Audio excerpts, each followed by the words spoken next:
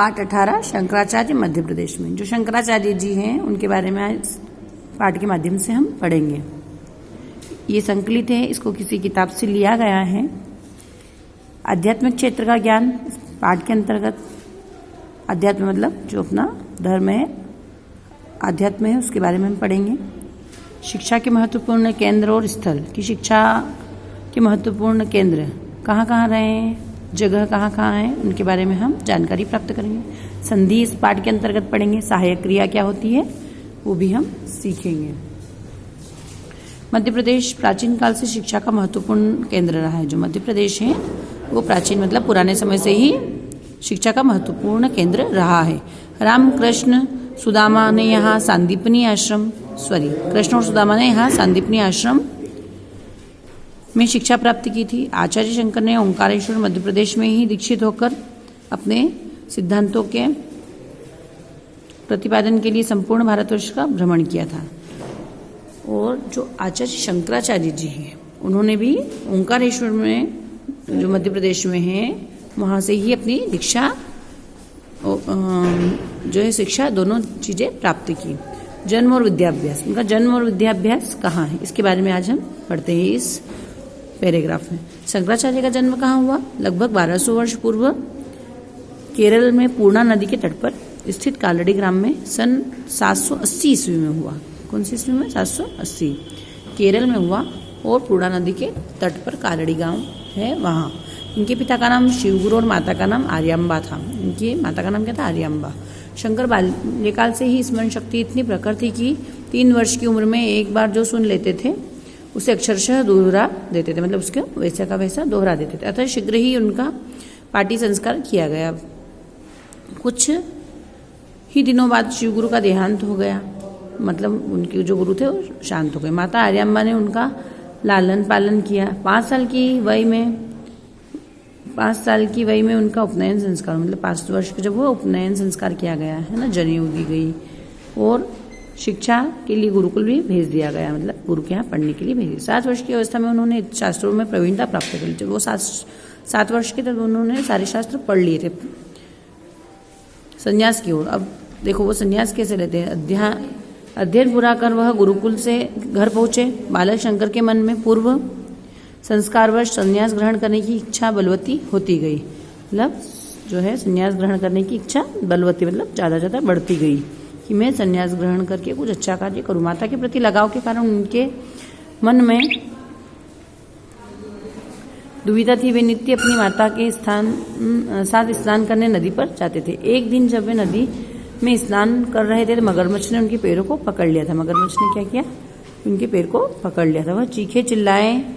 तट पर माँ आर्यांबा खड़ी थी। यह दृश्य देखकर वह विचलित हो गई। उनकी आंखों में आंसू भर आए। संस्कारवश अकस्मात ही शंकर के मुंह से निकला, माँ मुझे संन्यास की अनुमति दे दीजिए, हो सकता है मेरा जीवन बच जाए। पुत्र के प्राण रक्षार्थ माता ने अनचाहे वैसा ही मान लिया और अनुमति दे दी है ना, उन्होंने वैसा ही मान लिया और अनुमति भी दे दी। कहते हैं कि तभी मगरमच्छ ने उन्हें मुक्त कर दिया और वे तैरकर घाट पर आ गए। कि माँ की कभी इच्छा नहीं थी कि उन्हें संन्यास मतलब के लिए जाने थे, लेकिन क्या हुआ कि उन्होंने अपने पुत्र की जान बचाने के लिए मगरमच्छ से तो मन न चाहते हुए भी आज्ञा दे दी कि हाँ ठीक है तुम चले जाना। तो सच में उनकी जान बच भी गई। गुरु की खोज में अपनी माता से आज्ञा लेकर बालक शंकर ने घर छोड़ दिया। वे गुरु की तलाश में निकल पड़े। इस समय शंकर की अवस्था 8 वर्ष की थी। वह उत्तर भारत की ओर चल पड़े, है ना, उत्तर भारत की ओर गए। यात्रा में उन्हें अनेक आश्रम मिले जिसमें श्रृंगेरी और वातापी आश्रम प्रमुख थे। कौन कौन से आश्रम मिले उनको? श्रृंगेरी और वातापी आश्रम। वातापी आश्रम से निकलकर उन्होंने गोदावरी पार की और दंडकारण्य में प्रवेश किया। गोदावरी नदी को पार करके दंडकारण्य में प्रवेश किया, मतलब वहां गए। उल्लेखनीय है कि वनवास काल में इसी पथ से श्री राम गुजरे थे। दंडकारण्य से इंद्रावती और महानदी पार कर वह अमरकंटक मध्य प्रदेश पहुंचे। अमरकंटक मेकलसुता, जिसे रेवा नदी के नाम से भी जाना जाता है। जो अमरकंटक में मेकलसुता मतलब मेकल पर्वत से निकली हुई है नर्मदा अमरकंटक से, तो उसका नाम रेवा और मेकलसुता भी उसको कहा गया है। नर्मदा नदी हमारे मध्य प्रदेश की जीवनदायिनी नदी भी कहा गया है। नर्मदा नदी आदि नामों से भी इसको जाना जाता है। इसका उद्गम नर्मदा की परिक्रमा का महत्व जानकर उन्हें मन में परिक्रमा करने का भी विचार आया कि नर्मदा का परिक्रमा का हमारे भारतीय संस्कृति में और मध्य प्रदेश में जो है बहुत ही महत्व माना गया है। नर्मदा का परिक्रमावासी बनकर वह ओंकारेश्वर पहुंचे। ओंकारेश्वर में ओंकारेश्वर में बाल शंकर है ना, जो छोटे बाल शंकर है वो क्या है, तो ओंकारेश्वर मध्य प्रदेश की निमाड़ अंचल खंडवा जिले में विंध्य पर्वत की गोद और पुल्य सलीला नर्मदा के तट पर स्थित है। ओंकारेश्वर कहाँ है, निमाड़ अंचल में आ जाता है, जो कि खंडवा जिले में विंध्य की जो पर्वत श्रेणियां हैं उनके बीच में बसा हुआ है ना। ओंकारेश्वर में नर्मदा दो पहाड़ियों के बीच से बहती भारत की भावात्मक एकता से के तार इसी ओंकारेश्वर से जुड़े हुए हैं। ओंकारेश्वर में हमारे ममलेश्वर महादेव जो भगवान है, हमारे एक ज्योतिर्लिंग वो भी स्थित है ना, और एकता को ये जोड़ती है। यहाँ गुरु गोविंद पाद के आश्रम में प्रवेश करते ही शंकर को अपूर्व मानसिक शांति मिली है ना। गुरु गोविंद पाद के आश्रम में, वहाँ आश्रम बहुत बने हुए हैं, तो गुरु गोविंद पाद के आश्रम में पहुंचे उनको मानसिक शांति मिली, मतलब जो उनका मन था उसको सांत्वना मिली, शांति मिली। अपने मनोनुकूल आश्रम समझकर उन्होंने अपनी यात्रा को यहीं विराम दे दिया। इस समय उनकी यह उम्र 12 वर्ष की थी। तब उनकी उम्र कितने वर्ष की थी, 12 वर्ष की थी। आश्रम में शंकर को सहसा सामने देखकर गुरु गोविंद पाद ने प्रश्न किया कि तू कौन है बालक, है ना। उन्होंने पूछा कि तुम कौन हो। शंकर ने कहा मैं न पृथ्वी हूँ, न जल हूँ, न अग्नि, न वायु, न इसमें से कुछ भी नहीं हूँ। उन्होंने क्या किया, मैं अग्नि भी नहीं हूँ, पृथ्वी भी नहीं, कुछ नहीं हूँ, न ही कोई गुण धर्म, मैं तो अखंड चैतन्य हूँ। कि मैं क्या हूँ, अखंड चैतन्य हूँ, मतलब हमेशा जागृत रहने वाला हूँ। चेतना जिसके मन में रहती है ना जागृत होने की, वो हूँ मैं। शंकर के इस उत्तर से गुरु विस्मित रह गए, मतलब जो एकदम आश्चर्य में हो गए कि इतना सा बड़ा बालक को इतनी अच्छी बातें कर रहा है, मतलब ऐसा। गुरु के सानिध्य में शंकर 4 वर्ष रहे। कितने वर्ष तक रहे वो, सानिध्य मतलब उनके साथ में, है ना, उनका जो है उनके साथ में रहने का उनको अवसर 4 वर्ष तक मिला। इन 4 वर्षों में उन्होंने वेदांत का अध्ययन पूर्ण किया। 16वें वर्ष में उन्होंने अपनी जिज्ञासाओं का उत्तर पा लिया। जब वो 16 वर्ष के हुए, 16 वर्ष के 16 ईयर्स के जब हुए, तो उन्होंने अपनी जितनी भी मन की जो प्रश्न थे उनको सबके उत्तर मिल गए। जिज्ञासा मतलब जो अंदर से उठने वाले जो प्रश्न होते मन से, वो प्रस्थानत्रय भाष्य लिखा। उन्होंने एक भाष्य लिखा, प्रस्थानत्रय इसका नाम था। जब वे ओंकारेश्वर में थे उस समय नर्मदा में भीषण बाढ़ आ गई थी। एक बार नर्मदा नदी में बहुत भारी मतलब बाढ़ आ गई। पानी जो है कि बाढ़ तटों को तोड़कर गाँवों में चला गया। विनाश लीला की, विनाश मतलब सब कुछ तहस नहस हो जाता है। जब बाढ़ आती है तो गाँव बह जाते हैं, जीव पशु पक्षी सबकी हमें बहुत हानि होती है। अनेक गांव बह गए, अनेक मकान ढह गए, ग्रामवासी त्राही त्राही कर उठे। शंकर से वेदना देखी न गई, मतलब वेदना है ना, दुख देखा नहीं गया। और ग्रामवासियों को कष्टों से उबारने के लिए उन्होंने नर्मदा अष्टक की रचना की।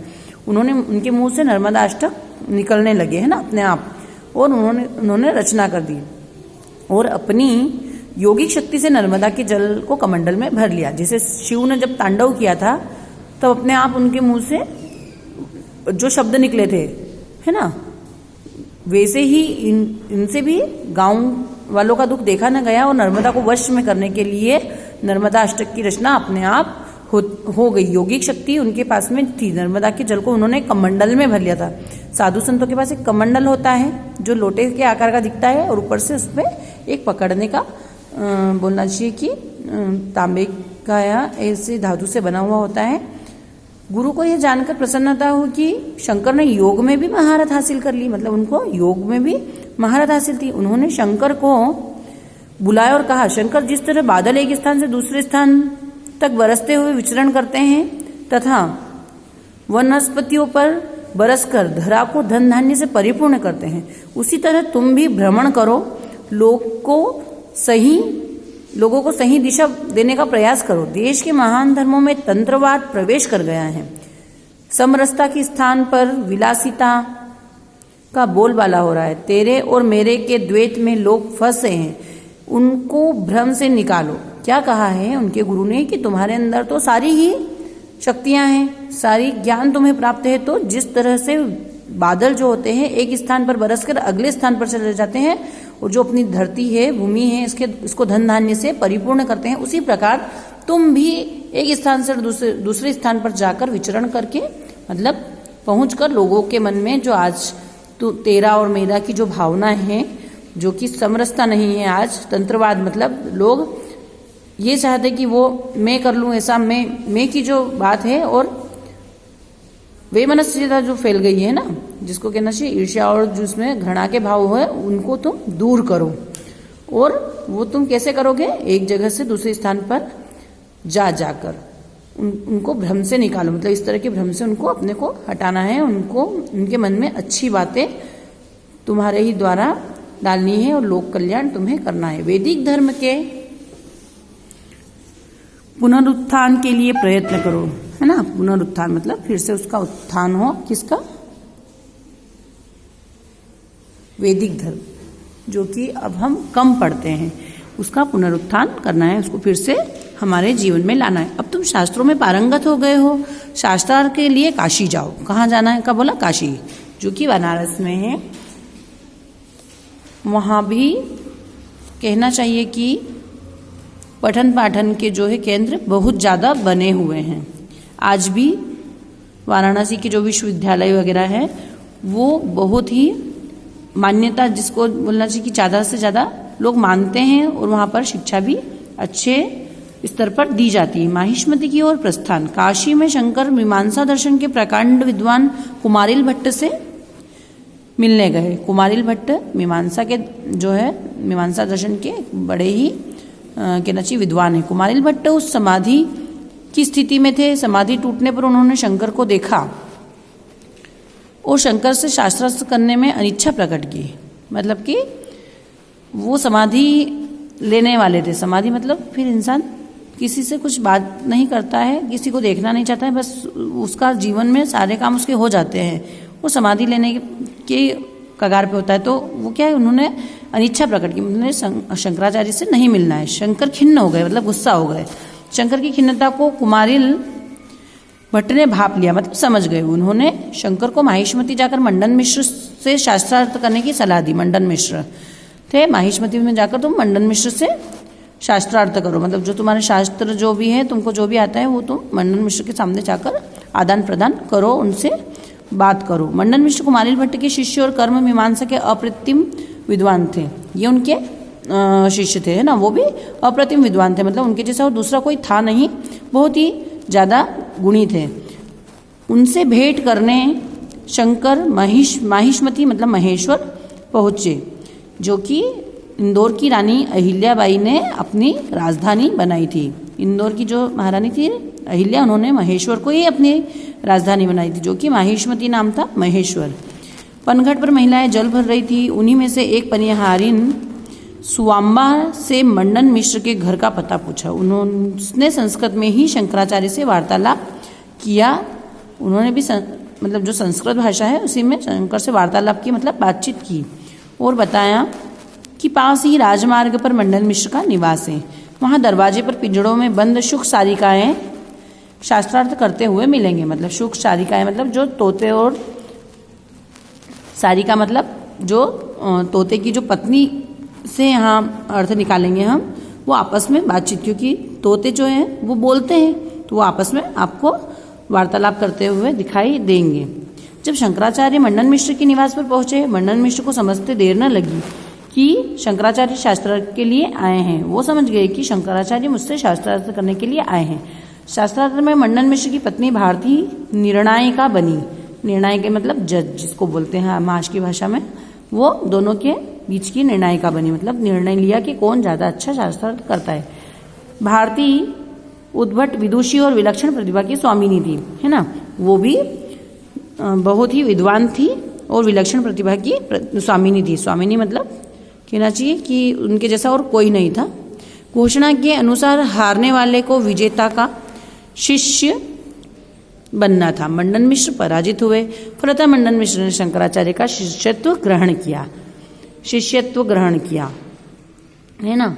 देखो यहाँ ये इस पाठ के माध्यम से हम त्व आ रहा है, मतलब ये प्रत्यय ये पीछे की तरफ लग रहा है।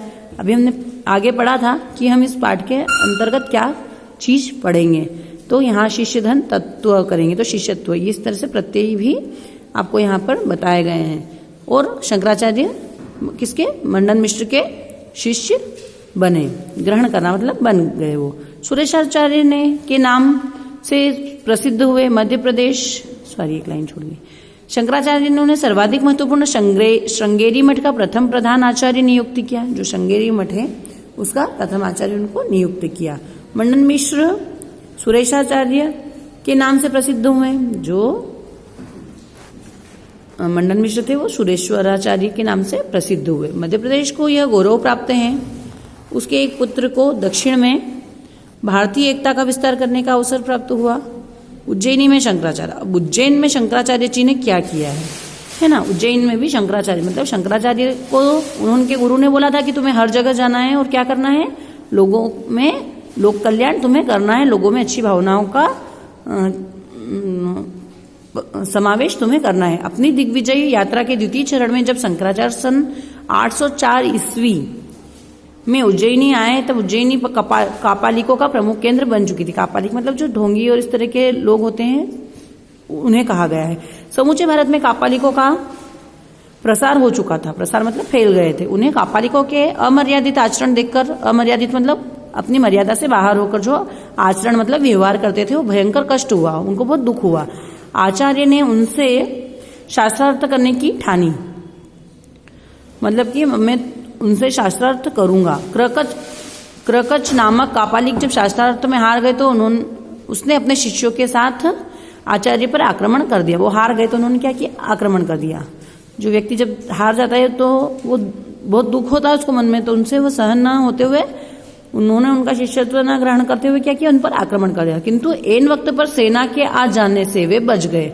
उग्र भैरव नामक कापालिक छद्म वेश धारण कर आचार्य का शिष्य बन गया, है ना। मतलब यहाँ उन्होंने धोखेबाजी की, है ना। क्या किया उसने, कापालिक ने छद्म वेश का रूप धारण करके उनका शिष्य बन गया। अवसर पाकर उसने भी त्रिशूल से आचार्य का सिर काट देने का प्रयास किया, किंतु शिष्यों की सजगता से आचार्य बच गए, है ना। तब भी आचार्य को बचा लिया गया। कापालिकों को शास्त्रार्थ में परास्त करने के बाद आचार्य शंकर ने अन्य मतावलंबियों के मतों का खंडन किया। मतलब कि इन सबको भी हराकर उन्होंने, जिनके मत जो थे, मतलब लोग कह रहे थे कि नहीं ये सही है कापालिक, लेकिन उन्होंने उनका खंडन किया, मतलब उनको तोड़ दिया।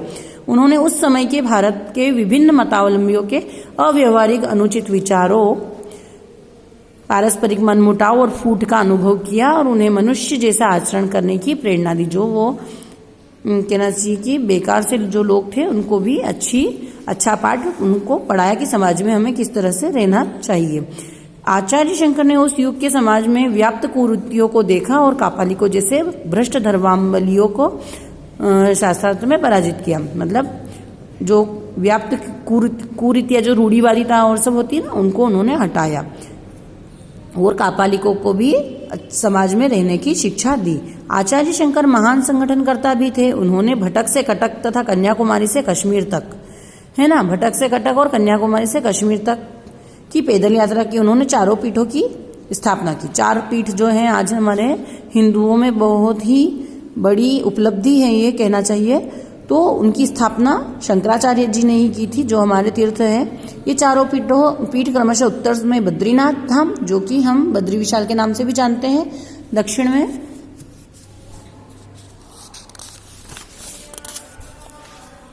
रामेश्वरम है, जो रामेश्वर भगवान, जहाँ पे राम जी द्वारा एक शिवलिंग की स्थापना की गई थी। पूर्व में जगन्नाथपुरी, जो जगन्नाथपुरी की यात्रा जुलाई महीने में निकलती है, सुभद्रा और बलराम कृष्ण के साथ में। पश्चिम में द्वारिका, आप सभी जानते होंगे द्वारिकाधीश भगवान जो कृष्ण को वो कहा गया है कि नाम से विख्यात है। इस तरह उन्होंने पोखरों में बटे हुए देश को सागर का आभास कराया। पोखर मतलब छोटे छोटे से जो तालाब जैसे भरे हुए थे, पानी ही अलग अलग, उनको एक समुद्र, जो समुद्र क्या होता है, बड़ा होता है और एक होता है ना, पोखर अलग अलग होते हैं, थोड़े थोड़े से भरे हुए थे।